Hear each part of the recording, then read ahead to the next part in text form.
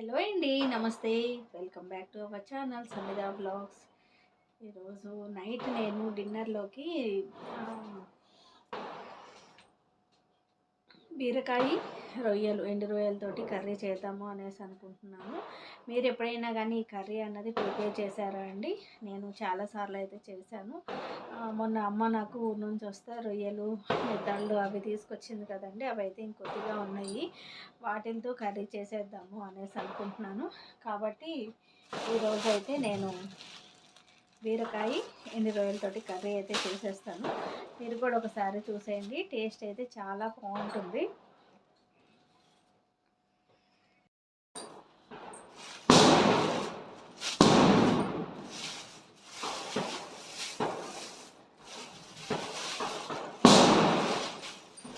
చూడండి, ఎండు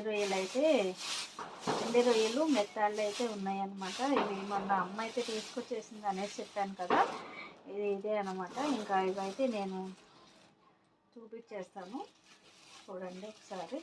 ఇవి వచ్చేసి నెత్తాళ్ళు, ఇవి వచ్చి ఎండు రొయ్యలు అనమాట. వీటిని అయితే ఇప్పుడు ఒక బౌల్లోకి తీసేసుకుంటా. ఎండు రొయ్యలు అన్నవి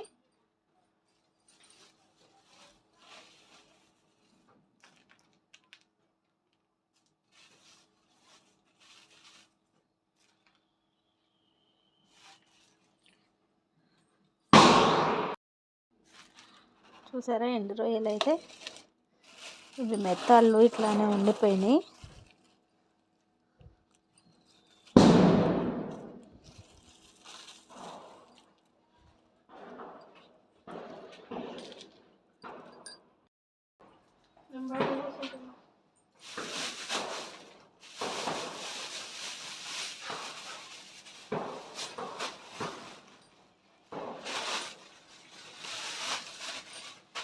వీటిని అయితే నేను ఫ్రిడ్జ్లో స్టోర్ చేసుకున్నాను అనేసి అంటే ఎట్లా లేదన్నా ఒక 6 months వరకు అయినా కానీ ఫ్రెష్గా ఉంటాయి, పాడవకుండా. అందుకోసం అనేసి నేనైతే వీటిని ఫ్రిడ్జ్లో పెట్టేస్తాను ఇప్పుడు.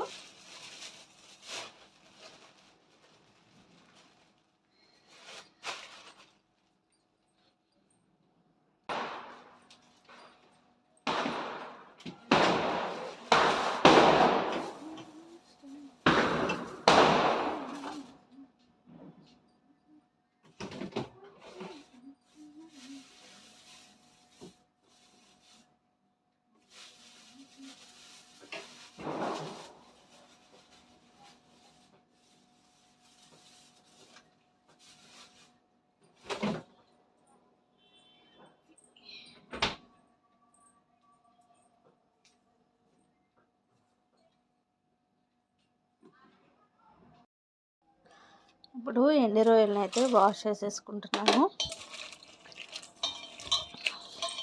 ఇది ఒకసారి అన్నీ క్లీన్ చేసి పెట్టేసుకున్నాను అనమాట నేను. ఇంకా ఎప్పుడన్నా అవసరానికి టైం లేనప్పుడు ఇట్లా పనిచేస్తాయి అనేసి నేనైతే ఈ విధంగా క్లీన్ చేసేసి పెట్టేసుకుంటాను.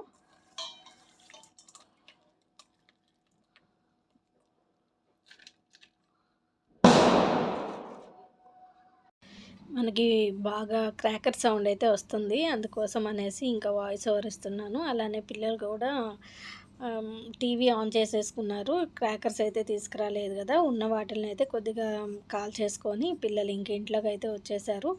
మళ్ళీ వాయిస్ ఓవర్ ఇవ్వలేకు డైరెక్ట్గా చేశాను అనేసి అంటే మళ్ళీ కాపీరైట్ పడే ఛాన్సెస్ ఉన్నాయి కదా, అందుకోసం అనేసి ఇంకా వాయిస్ ఓవర్ అయితే ఇస్తున్నాను.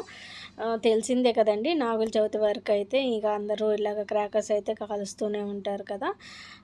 ఇంకా చూసారా, మన కర్రీ విషయానికి వచ్చేసినట్టయితే ఇక్కడ నేను బీరకాయలను అయితే చెక్ అయితే తీస్తున్నాను. చాలా లేతగా ఉన్నాయి అనమాట, చెక్ అయితే త్వరగా వచ్చేస్తుంది. నేను ఎప్పుడు బీరకాయకి చెక్కు తీసినా కానీ ఈ విధంగానే తీస్తాను, ఎక్కువగా తీసేసాను. కొంతమంది అయితే లోపల వైట్ పార్ట్ వచ్చేంత వరకు తీస్తారనమాట. కాకపోతే నేనైతే ఇలానే తీసుకుంటూ ఉంటాను. మనకి ఏదైతే ఇట్లాగా చేతికి రఫ్గా తగులుతుందో అక్కడ వరకు తీసేసుకుంటాను అనమాట. మిగతా వాటిని అయితే నేను బీరకాయ తొక్కు అన్నది పచ్చడి కూడా చేసేస్తాను. ఇంకా అలాగ కట్ చేసేసుకొని పక్కన పెట్టేసుకున్నాను బీరకాయలన్నీ. బీరకాయ కర్రీ అయితే చాలా త్వరగా అయిపోతుంది కదండి, అన్నిటి కర్రీస్లో కన్నా కానీ. ఇంక ఇక్కడ ప్యాన్ పెట్టేసుకొని ఆయిల్ అయితే హీట్ చేసేసుకున్నాను. ఆయిల్ హీట్ అయిపోయిన తర్వాత ముందుగా అయితే నేను వాష్ చేసి పెట్టుకున్న ఎండు రొయ్యలు అయితే ఉన్నాయి కదండి, ఆ రొయ్యలను అయితే వేసేసుకున్నాను నేను. ఇవి కొద్దిగా కలర్ చేంజ్ అయ్యేంత వరకు ఫ్రై చేసేసుకుంటే సరిపోతుందనమాట. ఇంకా పిల్లలైతే ఇబ్బంది పడతారేమో క్రాకర్స్ కోసం అనేసి అనుకున్నాను, కానీ వాళ్ళకు కూడా నిదానంగా చెప్పేలోపు వాళ్ళైతే అంతగా కావాలి అనేసి అయితే నన్ను ఏం అడగలేదు. ఇంకా అలానే మా పండగ అయితే పూర్తయిపోయిందండి. ఇది వచ్చేసి థర్డ్ డే అనమాట, దీవాళీ థర్డ్ డే ఈ వీడియో అయితే నేను షూట్ చేస్తుంది. పిల్లలకి మనం చెప్పే విధానాన్ని బట్టి వాళ్ళు అర్థం చేసుకుంటూ ఉంటారు కదండి. ఇంకా ఇక్కడ మన ఎండు రొయ్యలు కూడా ఫ్రై అయిపోయినాయి. ఈ విధంగా ఫ్రై అయితే సరిపోతుందనమాట. మరి ఎక్కువగా ఫ్రై అయినా కానీ టేస్ట్ అయితే బాగోదు కదా. నేను వీటిని అయితే ఒక ప్లేట్లో తీసేసుకొని ఇప్పుడు అదే ప్యాన్లోకి నేను ముందుగా కట్ చేసిన ఒక ఆనియన్, గ్రీన్ చిల్లీ, అలానే కరివేపాకు కూడా వేసేసుకొని ఇవి కొద్దిగా సాఫ్ట్ అయ్యేంత వరకు కుక్ చేసేసుకుంటాను. ఇక్కడ వచ్చేసి నేను ఒక ఆనియన్ తీసుకున్నాను, అలానే 3 పచ్చిమిర్చి కూడా తీసేసుకున్నాను అనమాట. ఇవి సాఫ్ట్ అయిపోతే సరిపోతుంది. అవి సాఫ్ట్ అయిపోయిన తర్వాత ఒక 3 ఎర్రగా పండిన టమాటోలను అయితే తీసేసుకొని వాటిని అయితే వేసేసి అవి కూడా సాఫ్ట్గా అయ్యేంత వరకు కుక్ చేసేసుకుంటాను. మనకి బీరకాయ అన్నది చాలా త్వరగా కుక్ అవుతుంది కాబట్టి ముందుగా టమాటో అన్నది నేను కుక్ చేసేసుకుంటాను. టమాటో మనకి సాఫ్ట్ అయిపోయిన తర్వాత మనం బీరకాయ వేసేసుకుంటే సరిపోతుందనమాట. ముందుగానే బీరకాయ వేసాము అనేసి అంటే ఓవర్ కుక్ అయిపోతుంది కాబట్టి బాగా స్మాష్ అయిపోతుంది. కాబట్టి బీరకాయలు కూడా చాలా లేతగా ఉన్నాయి కాబట్టి నేను అయితే ఈ విధంగా చేసుకుంటాను. కొద్దిగా ముదిరినయి అనేసి అంటే ముందుగానే బీరకాయ అన్నది వేసేసుకుంటాను అనమాట. చూసారా, ఇక్కడ టమాటాలు కూడా సాఫ్ట్ అయిపోయినాయి కదా. ఆ తర్వాత నేను బీరకాయలు అన్నవి యాడ్ చేసేసుకున్నాను, బీరకాయ ముక్కలు. ఇవి కూడా హార్డ్లీ మనకు ఒక 10 మినిట్స్లోనే కుక్ అయిపోతుంది కర్రీ అన్నది. ఈ బీరకాయ పాలు వేసుకొని కూడా కర్రీ చేసుకుంటారు కదండి, అది కూడా చాలా బాగుంటుందన్నమాట. కాకపోతే ఈరోజైతే నేను ఎండు రొయ్యలు వేసి కర్రీ అన్నది ప్రిపేర్ చేసేస్తున్నాను. ఈ విధంగా చేస్తే కూడా బాగుంటుంది. పిల్లలైతే తినరు కాబట్టి వాళ్ళ కోసం ఒక కర్రీ, మా కోసం ఒక కర్రీ అయితే ప్రిపేర్ చేయాల్సి వస్తూ ఉంటుంది. కాబట్టి ఇలాంటివి అయితే నేను తక్కువగానే చేస్తూ ఉంటాను. మార్నింగ్ చేసిన కర్రీ అయితే పిల్లలకు ఉంది, అందుకోసం అనేసి ఇంకా మా వారి కోసం, నా కోసం అనేసి ఈరోజు బీరకాయ ఎండు రొయ్యల కర్రీ అయితే చేసేస్తున్నాను. ఇంకొక పక్కన రైస్ కూడా పెట్టేస్తున్నానండి. మళ్ళీ పిల్లలు స్కూల్కి అయితే వెళ్ళాలి కదా, నెక్స్ట్ డే మార్నింగ్ త్వరగా డిన్నర్ అన్నది చేసేసారు అనేసి అంటే వాళ్ళు పడుకోవటానికి కూడా బాగుంటుంది, అలానే త్వరగా లేకటానికి కూడా ఏ ఇబ్బంది లేకుండా లెగుస్తారు అనేసి నేను ఎట్లా లేదన్నా కానీ ఒక 7 o'clock కల్లా నా వంట అయితే ఫినిష్ చేసేస్తానండి. లడ్డు 7:30కి ట్యూషన్ నుంచి వచ్చేస్తాడు. ట్యూషన్ నుంచి వచ్చేసిన తర్వాత వాడైతే డిన్నర్ చేసేసి పడుకుంటాడు అనమాట. ఇవన్నీ నేను 7 o'clock వరకు ప్రిపేర్ చేసేసుకుంటాను. ఈవినింగ్ పిల్లలకి నెక్స్ట్ డే పిల్లలకి స్కూల్ ఉంది అనేసి అంటే నేనైతే నా డైలీ రొటీన్ ఇలానే ఉంటుందన్నమాట. స్కూల్ లేదు అనేసి అంటే కొద్దిగా ఒక 1/2 an hour అటు ఇటు అవుతుంది. ఈలోపు రైస్ పెట్టేలోపు నాకు మనకి బీరకాయ కూడా బాగా సాఫ్ట్ అయిపోయింది. అలా అనేసి ఎక్కువగా కుక్ చేసాము అనేసి అంటే బీరకాయ బాగా స్మాష్ అయిపోతుంది కాబట్టి మనకి టేస్ట్ అన్నది తెలియదనమాట. కొద్దిగా కుక్ అయితే సరిపోతుంది. అంటే ఒక 70% కుక్ చేసిన తర్వాత నేను రొయ్యలు అయితే యాడ్ చేస్తాను. కాబట్టి ఇప్పుడు వీటిలోకి ముందుగా నేను కారం, ఉప్పు, పసుపు ఇవైతే ఏమి యాడ్ చేయలేదు కదండి. ఇప్పుడైతే యాడ్ చేసేసుకుంటున్నాను.